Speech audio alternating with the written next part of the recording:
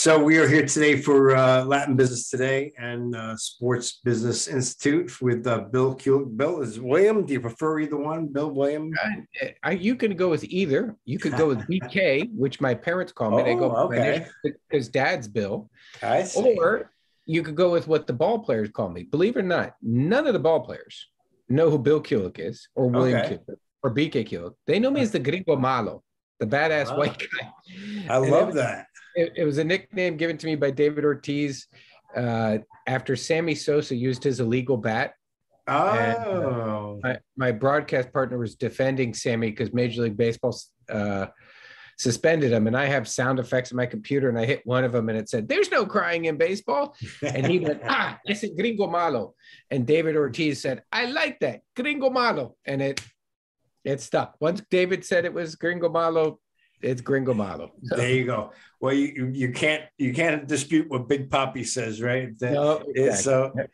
So listen. First of all, I want to congratulate you because I think your business model is really superb, and in terms of what you're offering. But tell me how this whole thing started, because we spoke. I actually was connected to you because I ran into, of all things, your parents, where my mom now lives, and your dad was telling me about. He was talking about it like he was running a paper stand. And I'm sitting there going, "This is awesome." He was involved with the Red Sox. But tell me the story. How did this all get started? Well, it kind of is a fluke, to be really honest with you. But sometimes flukes work out the right way.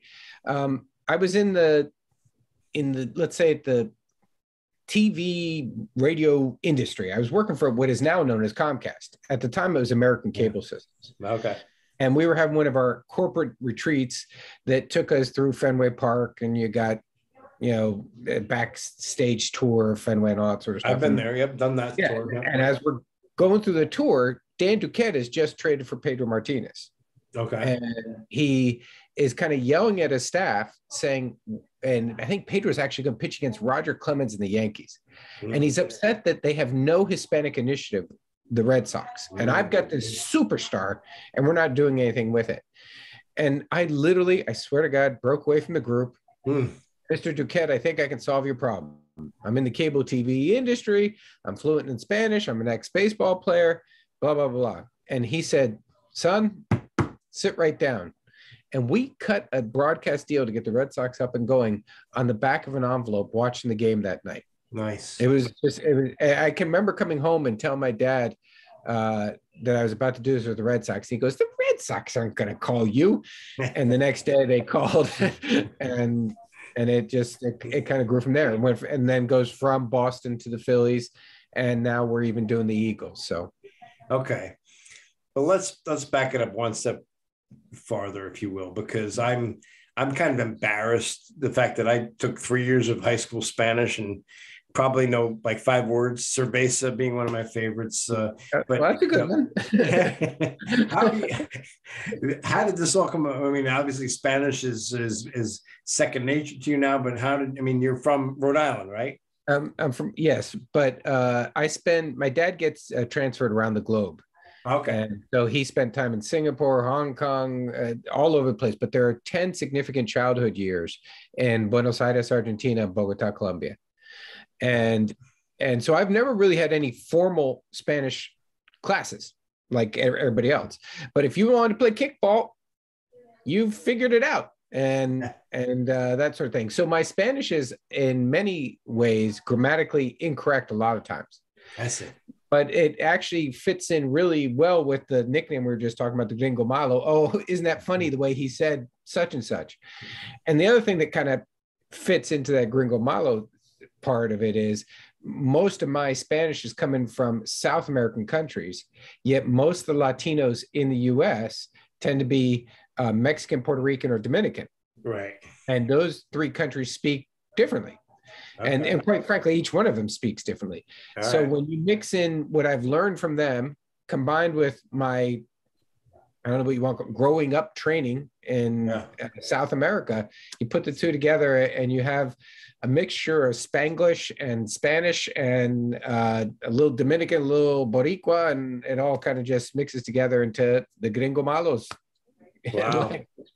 No, listen, it's very interesting. And so, how did, and obviously, I would think that baseball is also a passion and something that you grew up either playing or, Yeah, I played throughout most of my young life. And when I'm saying that, up until the age of probably 24, 25, until they finally kind of tell you you're not going to make it to the pros. And then even after that, I played in the Boston Park League and senior leagues and all that sort of stuff. Yeah. So I kept it going as long as I could. And then, now I'm in Major League Baseball. So it's kind of been in my blood ever since I was 7 years old. Yeah. Yeah. Awesome. What position did you play when you were playing? Well, I blessed to be kind of fast. So I played a lot of second base and center field, but also had a big arm. So I was mostly known as a good pitcher. Oh, okay.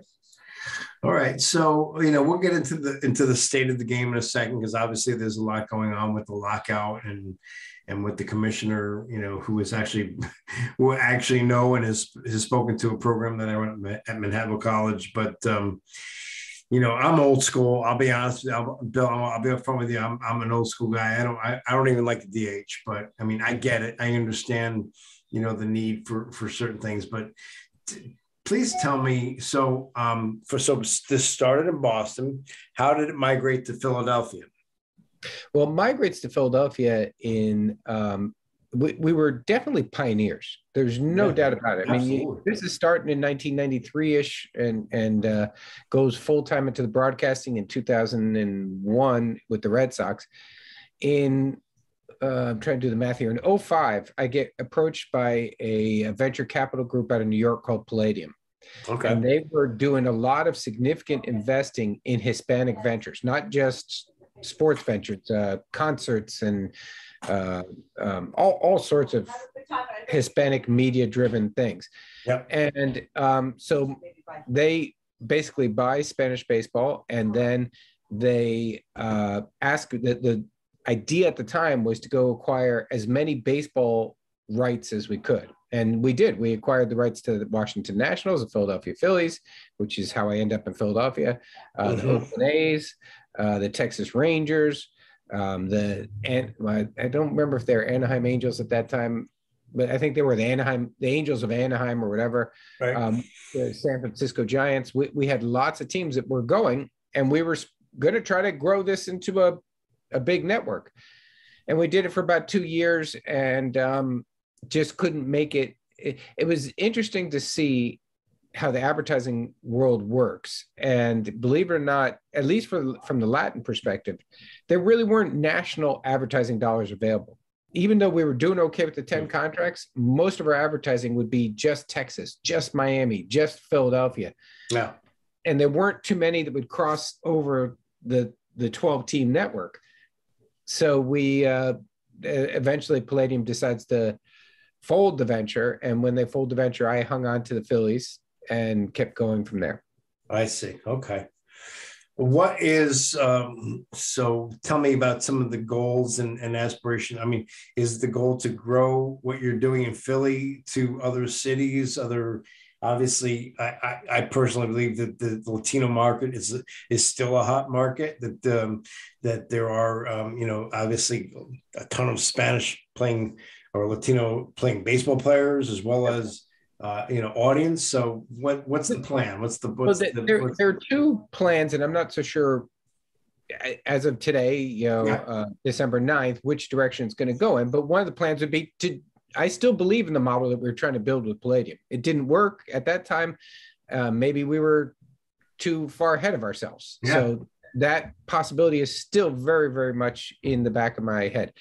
But the other thing that's happening, if you go to the theory that the advertising dollars stay in the Philadelphia region, and we've now got the Phillies and the Eagles, what would happen if we add a podcast and a Facebook page and a Twitter page and Instagram and that sort of thing? Because we have to face facts. The millennials are using those mediums more and more. The advertisers love them because they can measure them better.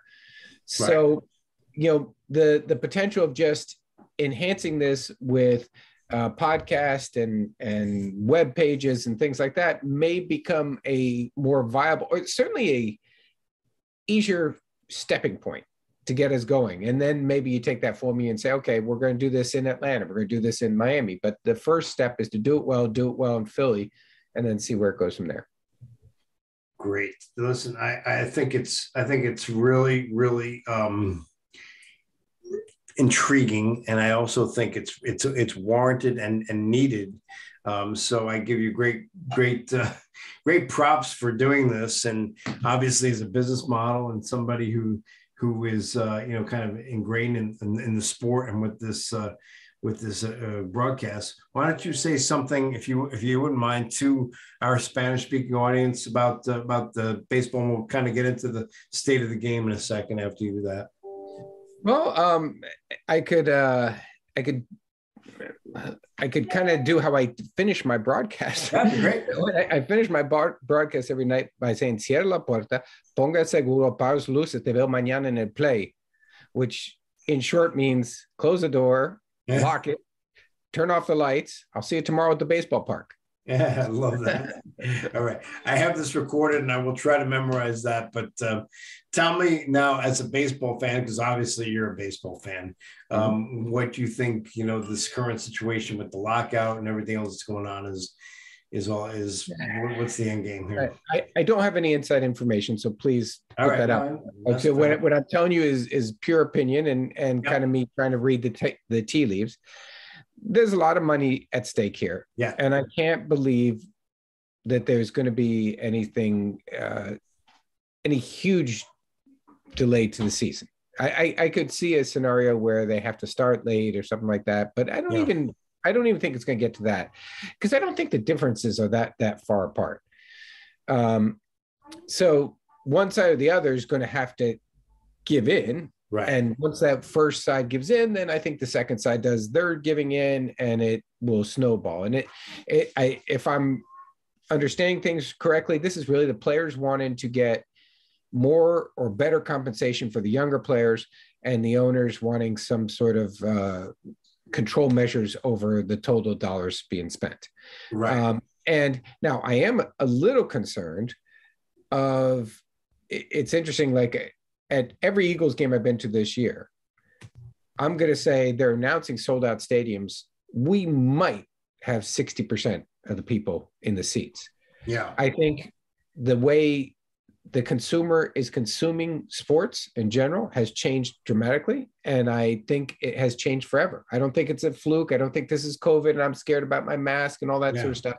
I think during COVID, they changed their entertainment habits. Yeah. And they found they built man caves with 10-foot televisions in 5K, blah, blah, blah. And they found other ways to entertain themselves and enjoy themselves.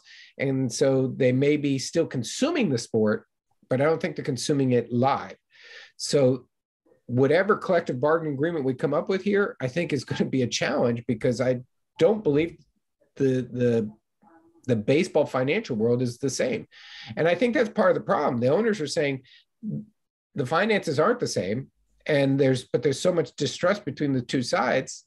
Yeah. They're having trouble getting together and figuring it out. It's really not a great time. I mean, the game has enough issues to deal with, other than, and having to deal with a work stoppage. And then, so my last question. Yeah, go ahead, Bill. Yeah, but if we kind of keep going, you were asking me a question a minute ago about how I see expansion in the business.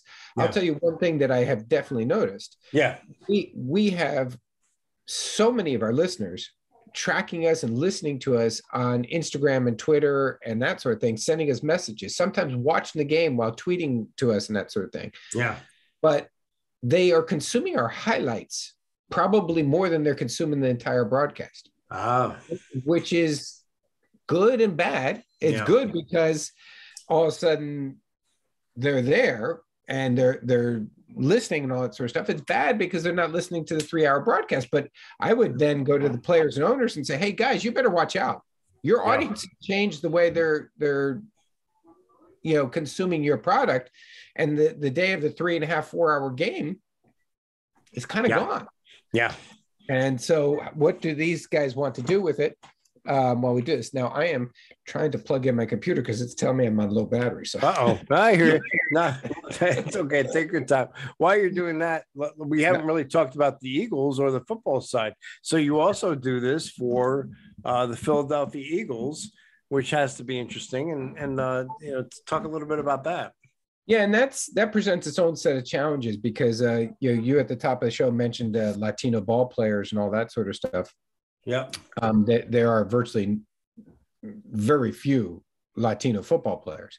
And even if they are of Latin descent, they're probably brought up American, type of thing. But the sport is growing and growing, in particular in good chunks of Central America, like maybe from Venezuela through Mexico.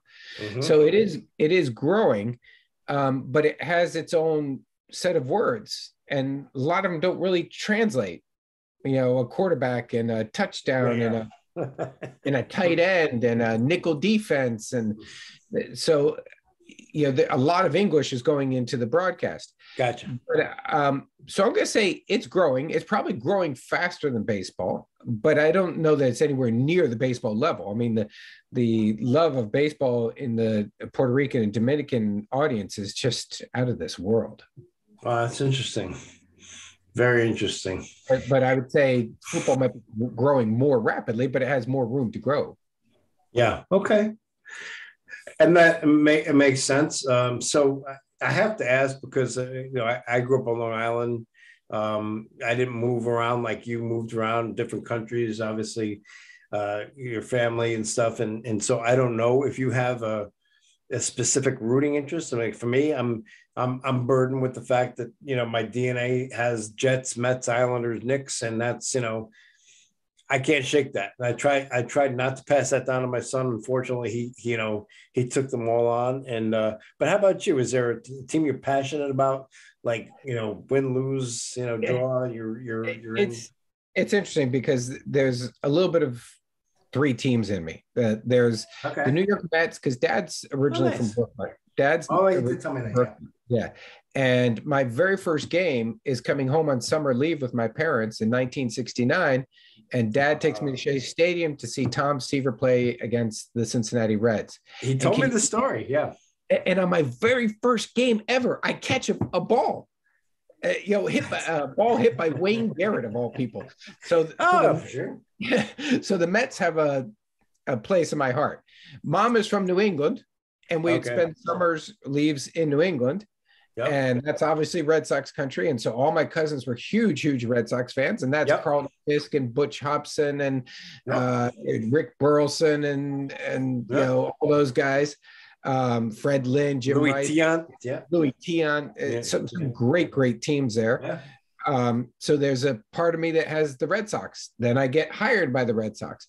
Right. But there's also, when we finally come back to the U.S., we come back during my high school years, and Roman Haas was located in Philadelphia. So my high school years are in the late 70s with Mike Schmidt, Larry Boa, and Bake McBride, and Gary Maddox, and Carlton.